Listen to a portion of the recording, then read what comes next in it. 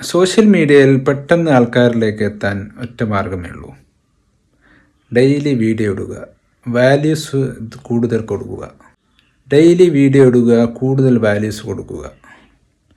അല്ലാതെ വേറൊരു മാർഗവും യൂട്യൂബിലോ സോഷ്യൽ മീഡിയയിലോ വളരാനുള്ള ഒരു മാർഗവുമില്ല. എത്ര വലിയ ആളാണെങ്കിലും അവർ സ്റ്റാർട്ടിങ്ങിൽ അവർക്ക് ചെറിയ വ്യൂസ് മാത്രമേ ഉണ്ടായിരുന്നുള്ളൂ. സ്റ്റാർട്ടിങ്ങിൽ വളരെ കുറവ് വ്യൂസ് മാത്രമേ ഉണ്ടായിരുന്നുള്ളൂ. ഡെയിലി നല്ല വാല്യൂസ് കൊടുക്കുന്നതിലൂടെ മാത്രമേ സോഷ്യൽ മീഡിയയിൽ പെട്ടെന്ന് വളരാൻ സാധിക്കൂ.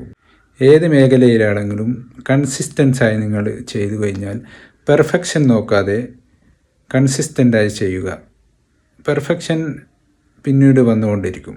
ഓരോ ദിവസവും പുതിയ പുതിയ കാര്യങ്ങൾ മനസ്സിലാക്കാൻ സാധിക്കുകയും കൂടുതൽ പെർഫെക്ഷനായി മുന്നേറാനും കൺസിസ്റ്റൻ്റ് നിലനിർത്തിയാൽ സാധിക്കും.